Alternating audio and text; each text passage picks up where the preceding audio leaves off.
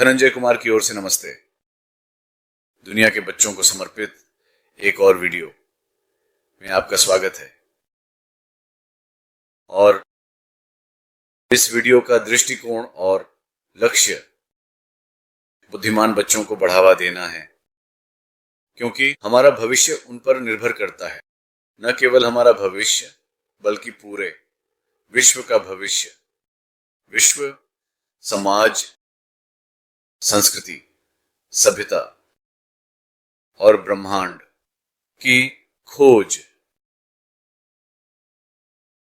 तो इसके साथ इस दृष्टिकोण को ध्यान में रखते हुए मैं कोशिश कर रहा हूं अपनी कुछ समझ को व्यक्त करने और साझा करने की, जो मैंने अपने गुरुओं, शिक्षकों, विद्वानों और वैज्ञानिकों से सीखा है और राशियों से। और मुझे खुशी है कि आप शामिल हो रहे हैं इस मिशन में, और मिलकर हम सफल होंगे। तो छोटे वीडियो में मैं एक प्रश्न, एक विषय, एक विचार उठाता हूं और उसकी व्याख्या करता हूं, कुछ अर्थ देता हूं और उसे समझाता हूं, लेकिन पूरी तरह से व्याख्या नहीं कर सकते उस प्रश्न या विषय के बारे में सब कुछ। उदाहरण के लिए, क्या सब कुछ जानना संभव है? अब हर किसी का अलग जवाब हो सकता है, लेकिन हम सामान्यीकरण करने की कोशिश कर सकते हैं। क्या सब कुछ जानना संभव है? शुरुआत करने के लिए जो हम जानते हैं बाहरी दुनिया में, वह हमारी इंद्रियों द्वारा सीमित है, और हम में से प्रत्येक की इंद्रियों की गुणवत्ता और दिशा अलग होती है। इसलिए हम एक ही दुनिया को देखते हैं, हम एक ही दुनिया को थोड़ा अलग तरीके से जानते हैं। हर किसी की दृष्टि, सुनने की क्षमता थोड़ी अलग होती है। स्पर्श, गंध, स्वाद की भावना आदि। इसलिए हम अपनी इंद्रियों के अनुसार दुनिया को देखते हैं। इसलिए कुछ जानने के लिए हम में से कई लोग सोचते हैं कि पहले हमें देखने में सक्षम होना चाहिए। यह जरूरी नहीं कि सच हो, लेकिन देखिए, अगर मैं इसे देखता हूं तो मैं इसे जानता हूं। तो हमारी देखने की सीमा यह है कि हम जो बहुत करीब है उसे नहीं देख सकते हैं, या जो हमसे बहुत दूर है। अब बहुत करीब हम देख सकते हैं, लेकिन हम विवरण नहीं देख सकते।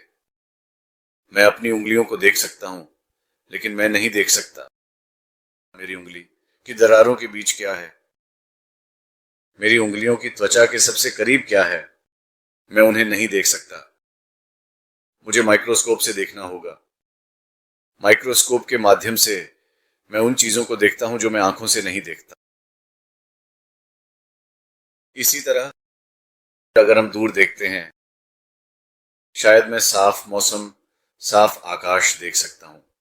शायद 1 मील, आधा मील, 2 मील, और बहुत साफ अगर मैं ऊंचाई पर हूं।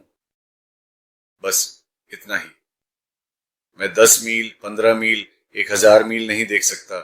मैं उसे नहीं देख सकता। इसका मतलब यह नहीं है कि वह मौजूद नहीं है। वह मौजूद है, लेकिन मैं उसे नहीं देखता। तो हमारी दृष्टि सीमित है। हम विवरण नहीं देख सकते। बहुत करीब और दूरी का दृष्टिकोण, सीमाएं हैं। और देखना वास्तव में जानना नहीं है। हर स्थिति में मैं वह देख सकता हूं जो मैं नहीं जानता। मैं बहुत सारे पेड़ देख सकता हूं, लेकिन मैं पेड़ों के बीच का अंतर नहीं जानता। मुझे प्रत्येक पेड़ की पत्तियों का आकार नहीं पता है। यदि हम इसे आगे बढ़ाते हैं, हमें देखने के लिए उपकरणों की आवश्यकता है। आकाश में हम चांद को देख सकते हैं, लेकिन हम सभी विवरण नहीं देख सकते चांद पर। हमें एक दूरबीन की आवश्यकता है, इसलिए हमें एक सूक्ष्मदर्शी की आवश्यकता है। पास देखने के लिए सूक्ष्मदर्शी और दूर देखने के लिए दूरबीन। अब दूर या पास देखना सूक्ष्मदर्शी या दूरबीन की गुणवत्ता पर निर्भर करता है। हम बहुत दूर नहीं देख सकते। हाल ही तक हम आकाशगंगा की संपूर्णता या आगे की आकाशगंगाओं को नहीं देख सकते, या आकाशगंगाएं जो लाखों या अरबों प्रकाश वर्ष दूर हैं, हम उन्हें नहीं देख सकते। इसलिए हम दूरबीनों की गुणवत्ता और शक्ति को बढ़ाते रहते हैं, लेकिन फिर हमारी दूर की दृष्टि दूरबीन पर निर्भर करती है। इसके बिना हम इसे नहीं देख पाएंगे, और अब तक हमारे पास नहीं है दूरबीन, इसलिए हम उतना ही देख सकते हैं जितना अस्तित्व है। हम इतना दूर नहीं देख सकते। हम नहीं जानते कि ब्रह्मांड कितना बड़ा है। कुछ वैज्ञानिक कहते हैं कि ब्रह्मांड फैल रहा है। हम नहीं जानते कि यह किसमें फैल रहा है। फिर अन्य वैज्ञानिक कहते हैं हम फैल रहे हैं क्योंकि पूरा अंतरिक्ष फैल रहा है। तो इसे देखने के कई तरीके हैं।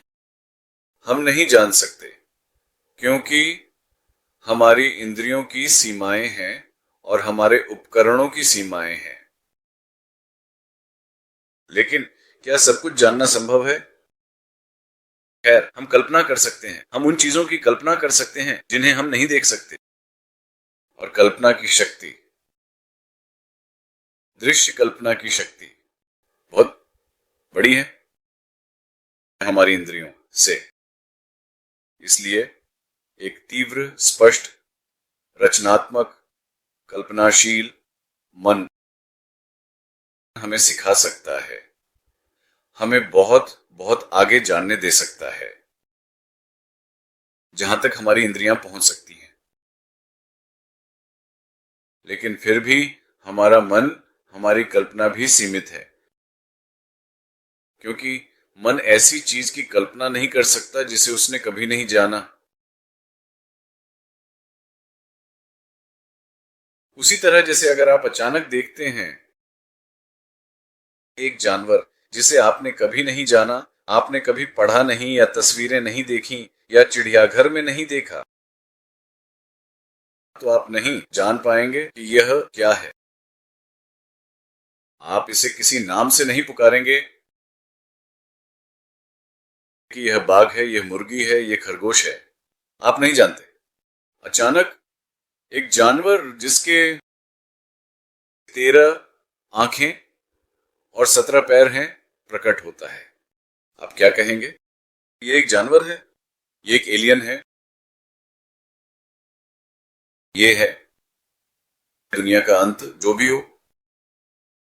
तो यह जानना संभव नहीं है, लेकिन निश्चित रूप से आपका मन, आपकी दृष्टि आपको ज्ञान में आगे बढ़ने में मदद कर सकती है और उस ज्ञान को संश्लेषित, व्यवस्थित करने में मदद कर सकती है, ताकि इसका अर्थ समझ सके।